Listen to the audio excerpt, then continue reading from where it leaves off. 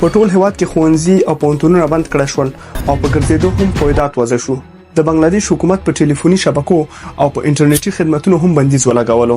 دا بې ځایه کړنې د صدر اعظم سره نه خایي. د بنگلاديش صدر اعظم شیخ حسینا ته اوس مظاهرچیان دیکتاتور وایي. سلامونه ملګرو. 13 میاشت ګڼ شمېر محصلین سرکونو ته راووتل، تظاهرات یې وکړل. اوله کې دغه تظاهرات په سوله ییز ډول ول، خو وروسته بیا په تاوتریخوالي واوړېدل. حالات دومره نازک شو چې په نظامی شکل ګرځبندیز اعلان شو. Troops on the streets, a strict curfew, a near blackout of communication. په تاوتریخوالي کې شاوخوا 180 کسه وژل شول او په زرګونو نور ژوبل شول. اخر د دې ټولو حالاتو وجه څه ده؟ په دې ویډیو کې په دغه وجوهاتو غږیږو. تر پایه پاتې شئ.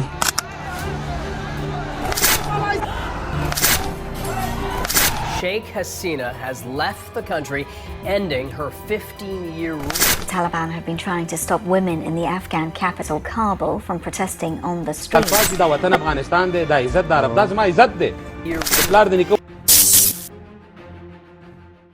د دې ټول لاریونونو ترشا د سهمي سیستم دی. د بنگلاديش ځوانان د دولت د سهمي د سیستم په خلاف مظاهره کوي. دا د سیستم دی چې پر اساس یې 50 سلنه دندې مخکې نه مختلفو قشرونو ته اختصاص ورکړل شوی دی او فقط 40 سلنه دندې د ورتیا او لیاقت پر اساس ورکول کیږي چې دغه د ټولو کسانو لپاره بسنه نه کوي. دا سیستم د بنگلاديش د خپلواکۍ د مبارزینو په اساس جوړ شوی. د دې لپاره چې په دې سیستم خپوي شو، باید د بنگلاديش تاریخ ته لنډه کتنه وکړو. ټول په هیڅ چې بنگلاديش یو وخت د پاکستان برخه و چې د ختیځ پاکستان په نوم یادېدو او اوسنۍ پاکستان یې د لویدیځ پاکستان په نوم یادولو. هغه وخت د بنگلاديش خلکو سره د مرکزی پاکستان لخوا به حد زیات تعصب کېدو، لکه څنګه چې اوس د پښتنو او د بلوچستانو سره کیږي. د اکثریت خلکو ژبه دلته بنگالي و او د 10% نه کم خلک په اردو ژبه پوهیدل، خو بیا هم دولت په وچ زور غوښتل چې اردو ژبه په خلکو کې عامه کړي او رسمیت ورکړي. دویم اقتصادي محرومیتونه ول. د هیواد نه 50% صادرات له بنگلاديش څخه ول، خو فقط 25% صنعتي سرمایه‌ګذاري پکې کېده. په نومبر 1991 کال کې کله چې بولا سایکلون یا سمندري طوفان راغی، په بنگلاديش کې شاوخوا 3 لکه کسان مړ شول، کوم چې د تیرې پیړۍ خطرناکترین سمندري طوفان و. World in 1970, a massive storm swept into the Bay of Bengal, drowning 500,000 people. It was one of the worst natural disasters anywhere. خو د پاکستان حکومت د بنگالیانو هیڅ لاسنیونه ونه کړه او د سه احساس ورکړو چې د ځمکې دغه ټوټه چې بنگالیان پکې اوسېږي د پاکستان هیڅ حصہ نه وي. دا توپیری چلند دلته نه خلاصيږي، بلکې په سیاسي ډګر کې هم د پاکستان تعصب تر سترګو کېږي. په 1901 میلادي کال په ټاکنو کې د ختیځ پاکستان یا اوسنی بنگلاديش 102 چوکۍ وي، خو د اوسنی پاکستان 138 چوکۍ وي. په لویدیځ پاکستان کې خلکو مختلفو ګوندونو ته رائے ورکړي چې خلک په ډلو تقسیم شول او یو ګوند هم ونه توانېدو چې اکثریت رائے برابر کړي. خو په ختیځ پاکستان کې خلکو په یو غږ خپل نېشنلیست ګوند عوامي لیگ چې مشري مجيب الرحمن کوله رائے ورکړي چې اکثریت رائے برابر کړي او ټاکنې یې وګټلې. خو د لویدیځ پاکستان نظامیانو ته دا د منلو نه و چې یو ګوند د ختیځ پاکستان یا اوسنی بنگلاديش نه راشي او په مرکزی دولت د حاکم شي. د هغه وخت د پاکستان د پوز مشر یحیی خان د ټاکنو پایلې ونه منلې چې مارشالا یا نظامی حکومت یې اعلان کړ. د سره شیخ مجيب الرحمن د بغاوت غږ جګ کړ او خپل خلک یې پاتون ته راوبلل. د لویدیځ پاکستان نظامیانو د خلکو د آرامولو لپاره په بنگلاديش کې ډیر زیات ظلمونه وکړل، حتی تر دې چې د خلکو په دستجمي وژلو یې لاس پورې کړ. مجيب الرحمن یې بندي کړ. تقریبا 10 میلیونه خلک هند ته مهاجر شول او شاوخوا 50 سلنه بې ځای شول چې د خپل کورونو پرې خودو ته اړ شول. د دې نه وروسته په 1901 کال کې د بنگلاديش د ازادۍ جګړه پیل کیږي چې هند د بنگلاديش سره هر اړخیزه مرسته کوي او بنگلاديش په نړۍ کې د خپلواک هیواد په حیث پیژندل کیږي. Mujibur Rahman, the leader of East Pakistan, declared the region an independent republic, which he said will be called Bangladesh, the land of the Bengali. اوس راګرځو بیرته خپل موضوع ته. لکه څنګه چې مخکې یاد کړه د بنگلاديش د خپلواکۍ جګړه، په دغه جګړه کې چې چا اشتراک کړی هغه د بنگلاديش د خپلواکۍ مبارزینو په نوم یادېږي. او د ویډیو په شروع کې چې د کم سهمي سیستم یادونه وکړه، هغه سیستم د دغه مبارزینو لپاره جوړ شوی چې په مختلفو سکتورونو کې 10 سلنه دندې د خپلواکۍ ګټونکو او د هغوی کورنیو ته ورکول کیږي. دا سهمیه یوازې د خپلواکۍ د اتلانو لپاره نه ده ټاکل شوې بلکې نورو قشرونو ته هم ټاکل شوې ده لکه 10% د ښځو لپاره 10% د لرې پرتو یا وروسته پاتې سیمو لپاره 15% د نژادي لږکیو لپاره 1% د معیوبینو یا people with disabilities لپاره چې په مجموع کې 50% تشکیلوي چې تر ټولو زیاته برخه د خپلواکۍ مبارزین تشکیلوي لاریون کوونکي وایي چې د لږکیو او د معیوبینو د سهمیو څخه پرته دي نور په ټولو سهمیو کې تعدیلات راشي د خپلواکۍ د مبارزینو سهمیه ډیره دلچسپه ده دغه سهمیه په 1922 کال کې د بنگلاديش د دندو د وزارت لخوا تعیین شو او ویلي چې دغه خلکو د خپلواکۍ لپاره خپل ځانونه په خطر کې واچول نو دولت باید 10% دندې د خپلواکۍ د مبارزینو لپاره ریزرو کړي په لومړیو کې دغه سهمیه د خپلواکۍ د مبارزینو لپاره ورکړل شو خو په کال 1990 کال کې د هغو اولادونو ته هم د سهمیه ورکړل شو جالب خدا ده چې په 2010 کال کې دغه سهمیه د خپلواکۍ د مبارزینو لمسو ته هم وټاکل شو باید وایم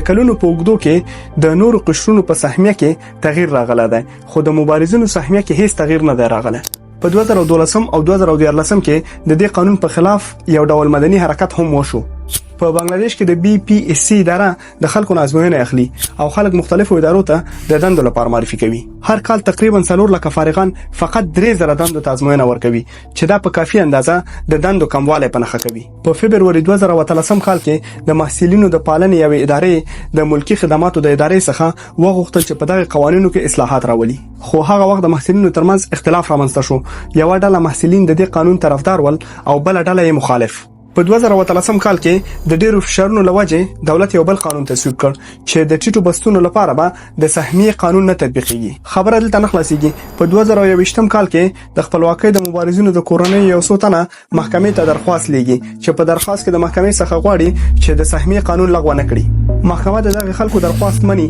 او دولت هغه قانون چې د ټیټو بستونو لپاره تعیین کړی وو لغوه کوي د همدې لوجه خلک مظاهره کوي او سرکونو ته راوځي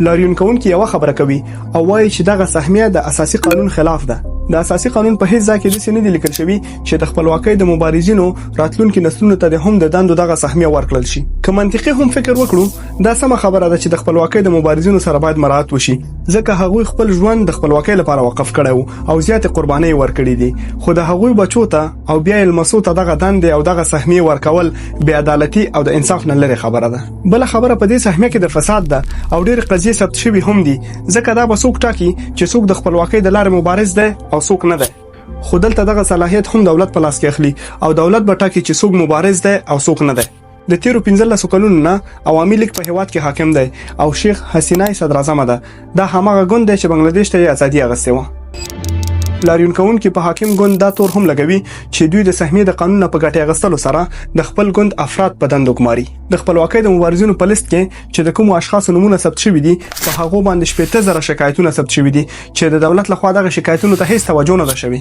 په 10 جولای 2023 کال دا قضیه ستره محکمې ته رسیږي ستره محکمه هم د دولت په حق کې فیصله کوي خو لاریون کوونکی نه تم کیږي او خپل لاریون ته ادامه ورکوي د محصلینو او استادانو بر علاوه د اپوزیسیون ګوند هم د دوی ملګری کیږي لکه د بنگلاديش نېشنلیست پارټي د مظاهرې د اداره کولو لپاره وزیر اردو موظف کیږي پولیس د اوخلان غاز او ربړي مرمۍ څخه استفاده کوي چې مظاهره چان تیتو پرک کړي وضعیت دومره وخیم کیږي چې د ملګرو ملتونو جنرال سیکریټري د بنگلاديش د حکومت څخه غواړي چې د لاریون کوونکو په خلاف د خشونت نه کار وانه غستل شي همداشان د بنگلاديش د محصلینو د لیگ او لاریون کوونکو ترمنځ هم اخوډه برامنځته کیږي د بنگلاديش د محصلینو لیگ د عوامي لیگ ګوند یو برخه ده دا دواړه ډلې یو بل ملامتوي د حکومت د قانون وزیر وایي چې موږ د محصلینو غږ اوریدو ته آماده یو او ستره محکمه هم تیار ده چې د لاریون کوونکو محصلینو قضیه واوري او کوښښ به وشي چې ژر تر ژره فیصله وشي بل خو د ډاکا پونتون نه د باندې محصلین دا ناره وخی چې موږ به د خپل ملګرو وینه ابس نکړو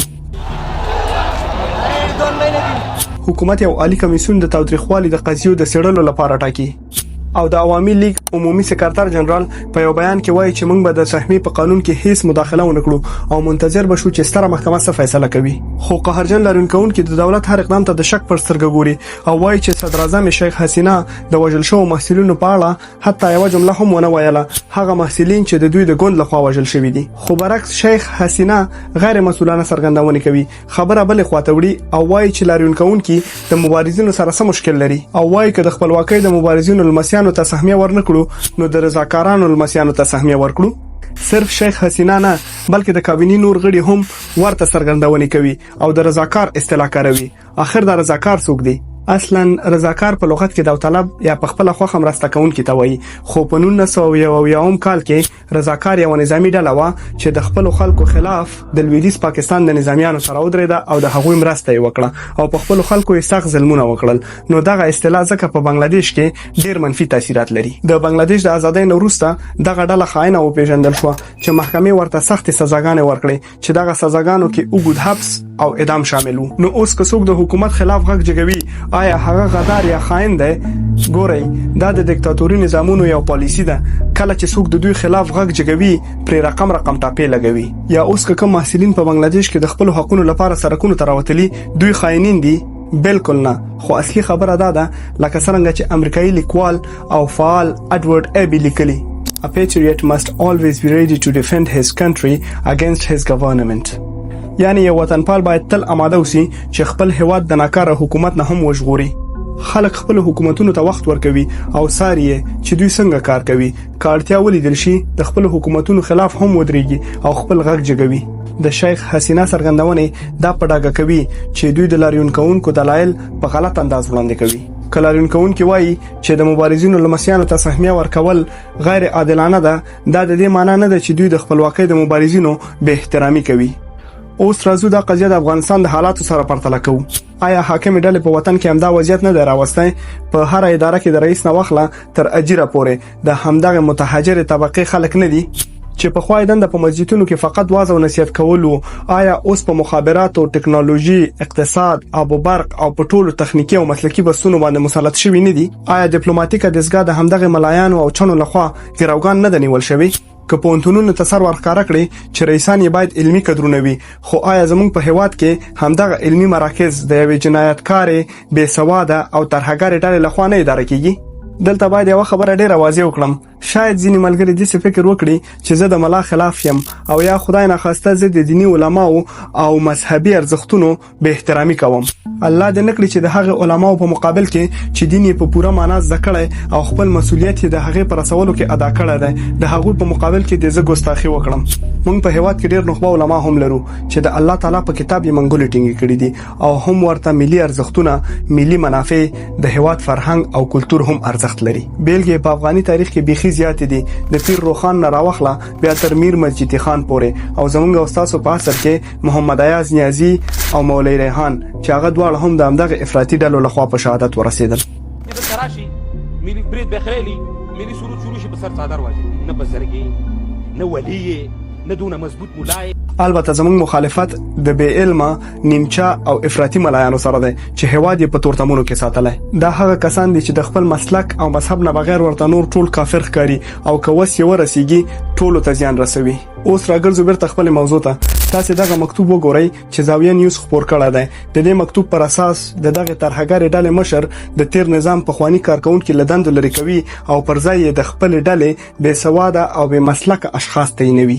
په بل مکتوب کې راځي چې دغه ډلې مشر د خپل جنگیالیو د پاره د یو معلم د معاش نه زیات د لارې کړه ټاکلې ده. دا په داسې حال کې ده چې په هیواد کې خلک سخت اقتصادي مشکل سره مخ دي. بل خبر ده چې د دې ډلې یو وزیر شهاب الدین دلاور خپل نږدې کسان په افغاني سره میاشت کې ګمارلي دي.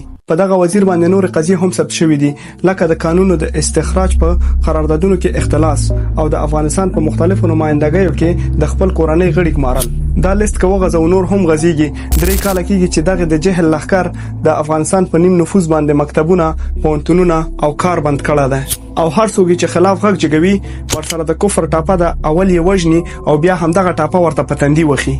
ویخ ملتونه خپل سرنوشت په خپل ټاکي، د ظلم او بې عدالتۍ په مقابل کې چپ نه کینی، خپل غږ جګوي او راتلونکو نسلونو ته پیغور نه پرېږدي. په دې هیله چې ملت دغه ترهګر ډلې اصلي څېره وپیژني. تر بیا ښه چاره.